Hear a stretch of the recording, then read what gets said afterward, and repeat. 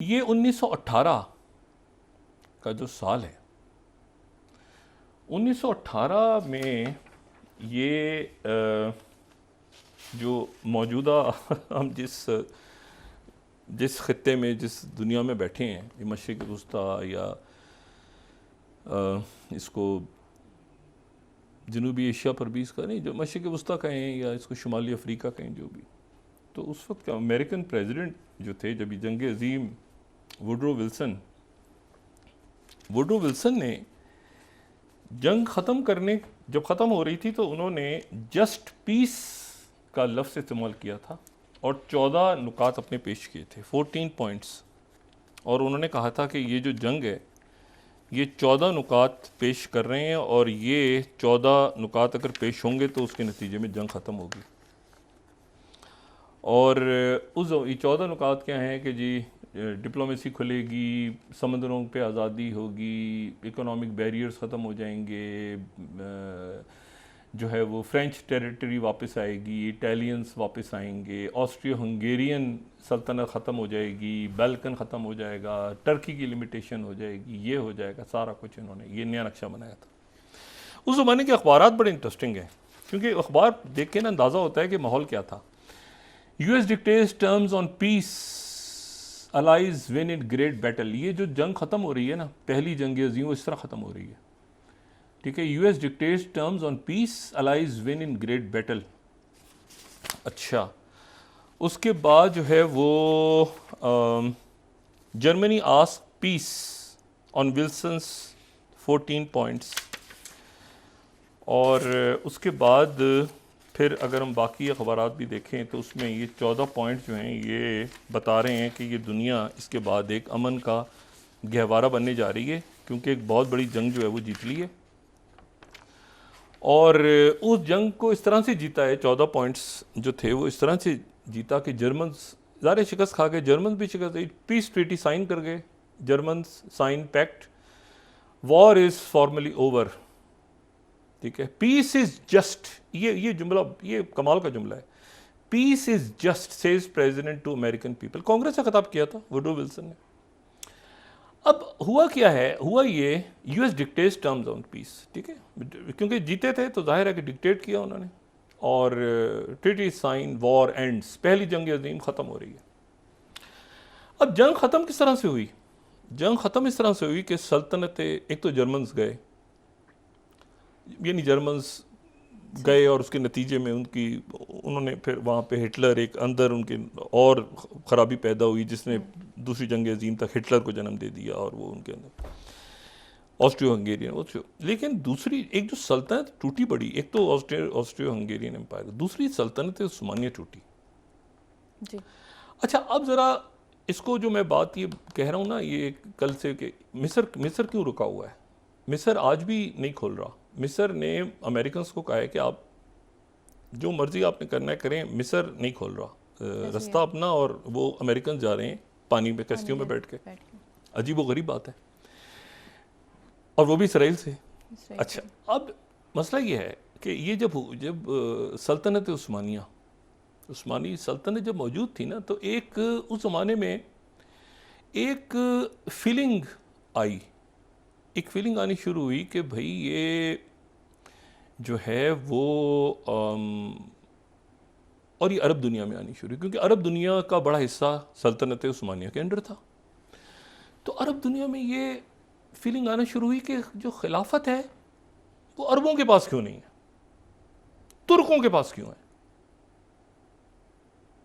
तुर्कों के पास खिलाफत क्यों है? खिलाफत तो अरबों के पास होनी चाहिए, और अरब जो हैं वो जाहिर है कि अरब है, तो ये खिलाफत, उसके नतीजे में फिर वो तहरीक जो मैंने बात आपसे की ना, जो पैन अरबिज़म बाद में हमें नज़र आता है जमाल अब्दुल नासिर की शक्ल में, या बाकी पैन अरबिज़म, जिसमें रशीद रज़ा और फिर हसन अल बना, और ये तब तो ये बुनियादी तौर पे पैन अरबिज़म, जमालुद्दीन, ये पैन अरबिज़म है, ठीक है। अबू अब्दू, ये जो शख्सियात थी सारी, इनका ये था कि अरब, तुर्क भी हों लेकिन अरब, एक अरब जो हैं वो कहाँ रह गए पीछे। और उसके साथ ही उनके साथ तुर्क भी मिलना शुरू हो गए, क्योंकि सल्तनत उस्मानिया का भी जवाल शुरू हो गया था। यूरोप का मर्दे बीमार, वहाँ पर भी सुल्तान मस्त पड़े रहते थे आखिरी दिनों में। तो ये तहरीक यहाँ पे मजबूत होनी शुरू हुई, और उसी के नतीजे में फिर ये इल्मी और फ़िक्री तहरीक जो है, जिसने फिर सैयद कुतुब और हसन अल बना, ये जहन में रखें कि ये सुन्नी है जी। और इमाम अहमद हम्बल को मानते हैं, अरब यहाँ पे अखबार ये जो बात हो रही है, और ये इमाम अब्दुल वहाब से भी मुतासिर हैं, जो अरब में रहने वाले हैं, अरब में जो रहे। सही। इमाम अब्दुल वहाब एक बड़ी दीनी शख्सियत, और हजरत और इमाम अब्दुल वहाब जो हैं वो भी इमाम अहमद हम्बल से और इमाम तेमिया से। लेकिन जो तुर्की में रहने वाले हैं वहाँ पे इमाम अबू हनीफा, सुन्नी है दोनों, लेकिन इमाम अबू हनीफा, तो वहाँ सूफीज़म भी है वहाँ सारे। यहाँ पर ये सोच है कि जी बहुत सारे इस्लाम में ऐसे मामलात हैं जो कि बिदत हैं और कुफ्र, यानी मुख्तलिफ। तो ये पैन अरबिज़म शुरू हुआ, और पैन अरबिज़म ने फिर उसके बाद पहली जंग अजीम तक पहुँचते पहुँचते ये हमें वहाँ पे नज़र आ रहे हैं कि जी सैयद कुतुब, हसन अल बना, रशीद रदा, ये सारे ये एक तहरीक बन रही है इजिप्ट के अंदर। लेकिन उससे बहुत पहले यानी 1727 या 1730 या इसके आसपास नजद के इलाके में एक इमाम जिनका असर बाद में पड़ा इन तहरीकों पे भी, सही। वो इमाम जो थे उन्होंने फैसला किया कि नजद में अमीर दरैया का साथ देना है। और अमीर दरैया एक जगह है जहाँ पे अब रियाद है, सही, उनका साथ देना है और एक सऊदी रियासत कायम करनी है। तो पहली सऊदी रियासत जो है वो कायम हो गई, और उसका अगर हम पहली सऊदी रियासत की हम का ड्यूरेशन देखें तो पहली सऊदी रियासत जो है वो 1722 से 1754 में इमाम अब्दुल वहाब शामिल हुए थे, इसका हिस्सा बने थे। सही। इब्ने सऊद, और ये पहली सऊदी रियासत है। 1744 से 1818 में ये ख़त्म हो गई। 1818 में इस तरह से ख़त्म हुई कि आके वापस, अच्छा दरमियान में सऊद ख़ानदान फिर उठा, फिर चलता, लेकिन ज़्यादातर उस्मानी फिर इनके ले गए, और वहाँ जाके जो आखिरी इनके जो रूलर थे सऊद फैमिली के, उनको वहाँ पे सज़ाए मौत दे दी गई। सही। कुस्तुनतुनिया में, जिसका नाम इस्तांबुल पड़ा बाद में।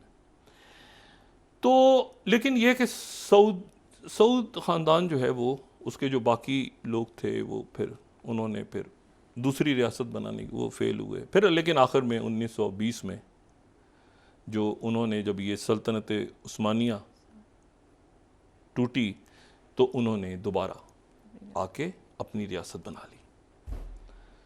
तो ये शाह अब्दुल अजीज़ सोएम है जिन्होंने रियासत बनाई।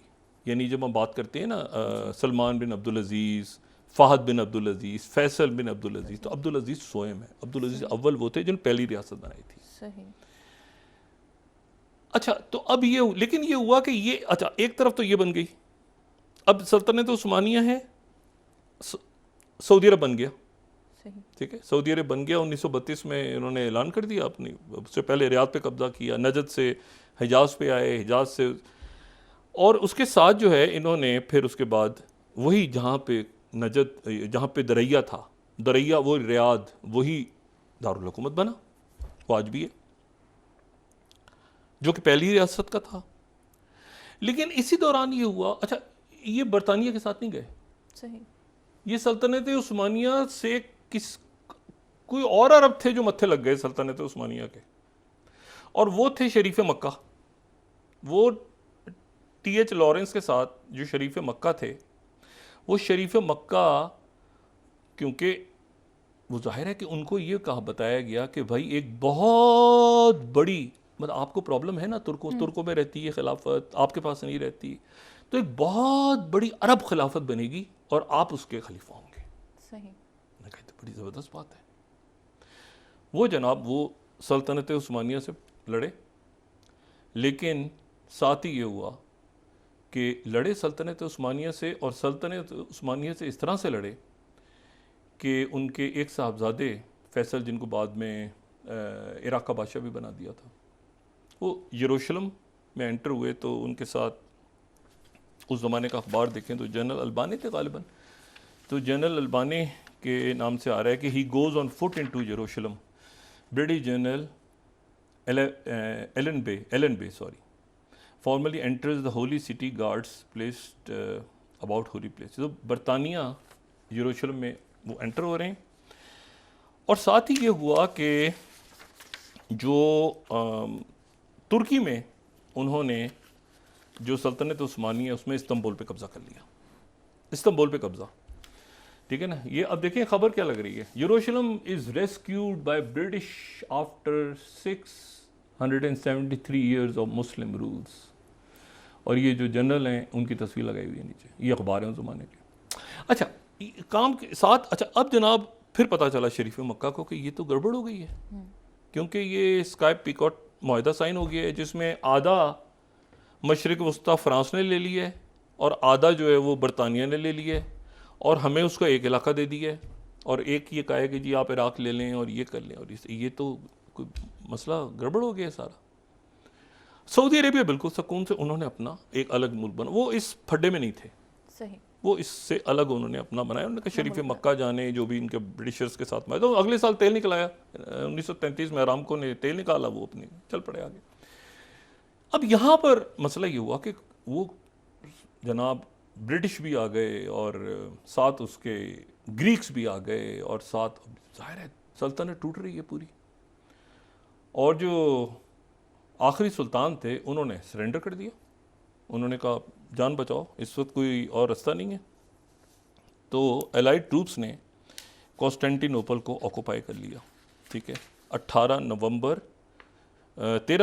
1918 on this day, occupation of Constantinople, the capital of Ottoman Empire by British, French, Italian, Greek, American and Japanese forces took back, ठीक है।